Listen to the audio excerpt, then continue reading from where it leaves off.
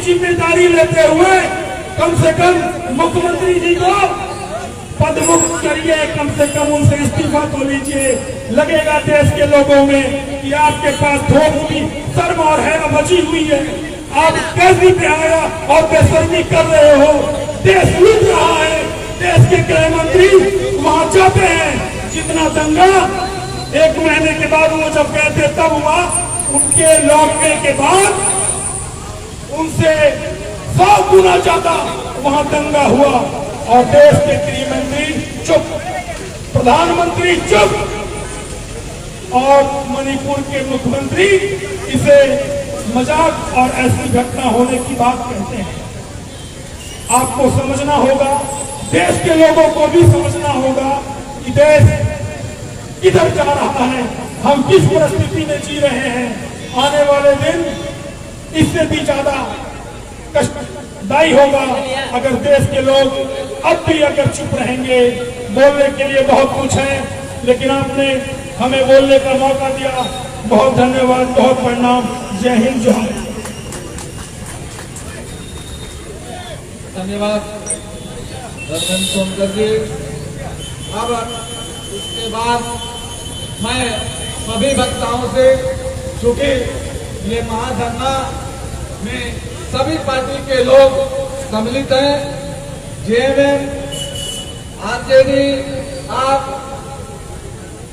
CPIM, CPI और हमारे जदयू।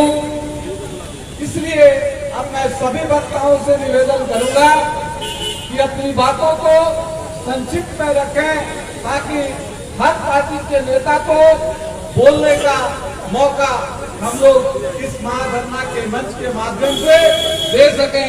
अब हम इसके बाद झारखंड मुक्ति मोर्चा के मनोज यादव जी से आग्रह करते हैं कि संक्षेप में अपनी बातों को रखें।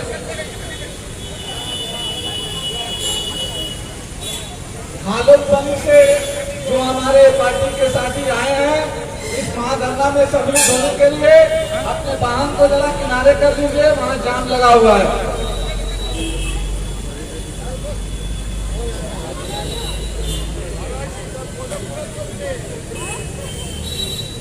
आज भारत की माताओं बहनों के ऊपर जो अत्याचार हो रहा है, उसकी रक्षा के लिए इंडिया यहाँ एकजुट हुआ है। और इस इंडिया के मंच पर उपस्थित हमारे तमाम नेताओं को सबसे पहले मैं जोहार प्रणाम करता हूं। जिस तरह की परिस्थिति आज इस देश में बनी है, ये भारत के तमाम 140 करोड़ नागरिकों के लिए चिंता का विषय है। मणिपुर में जिस तरह की घटना हुई, महिलाओं के ऊपर जिस तरह से घटनाएं हो रही है इस देश के अंदर, जिस तरह से अत्याचार हो रहा है, जिस तरह से उनकी इज्जत को तार तार किया जा रहा है, ये हर रोज हम लोग देख रहे हैं। इसके बानगी की अगर आप शुरुआत देखें तो आज भारत के लिए जिन मां बहनों ने स्वर्ण पदक लाया, जिन्होंने भारत के झंडे का मान ऊंचा किया विश्व के पटल पर, वैसी बहनों को महीनों दिल्ली में धरना पर बैठना पड़ा। और जब तक सुप्रीम कोर्ट ने उसमें इंटरवेंशन नहीं किया, तब तक इस सरकार ने एफआईआर दर्ज भी करना उचित नहीं समझा। तो आज देश की स्थिति यह है कि मां बहनों की इज्जत बचाने के लिए सुप्रीम कोर्ट को आगे आना पड़ रहा है। आप यूपी की घटना देख लीजिए। एक व्यक्ति जो कि सांसद है, उस सांसद के ऊपर एफआईआर दर्ज होता है, रिपोर्ट बनती है, उसे दोषी माना जाता है, उसके साक्ष्य हैं, विटनेस हैं, महिलाएं हमारी बहनें खड़े होकर कह रही हैं, लेकिन वो व्यक्ति खुला छूटा घूम रहा है और पूरे देश को चुनौती दे रहा है, देश के अस्तित्व को चुनौती दे रहा है, लेकिन उस पर यह सरकार कुछ भी करने के लिए तैयार नहीं है। मणिपुर में जिस तरह की घटना हुई, गत 3 महीनों से जिस तरह की घटनाक्रम वहां पर चल रही है, ये अपने आप में चिंता का विषय है। जिस तरह से महिलाओं के ऊपर अत्याचार हुआ है, ये बर्दाश्त के बाहर है। पूरे विश्व के पटल में आज मणिपुर की चर्चा हो रही है, पूरे विश्व में चर्चा हो रही है। विश्व का कोई ऐसा अखबार नहीं है जहां की मणिपुर की घटना की चर्चा नहीं है। भारत में महिलाओं की स्थिति के ऊपर चर्चा नहीं है। एक तरफ आप कहते हैं कि हम विश्व गुरु बनेंगे, विश्व शक्ति बनेंगे, दूसरी तरफ आपके देश की महिलाओं के साथ जो घटनाएं हो रही हैं, उस पर प्रधानमंत्री और केंद्र की सरकार, डबल इंजन की सरकार, कहीं कहीं इनको जो बोलिए पंचायत भी अगर जोड़ लीजिए, ट्रिपल इंजन की सरकार भी इनकी मान लीजिए, वहां भी ये लोग कुछ करने की स्थिति में नहीं है।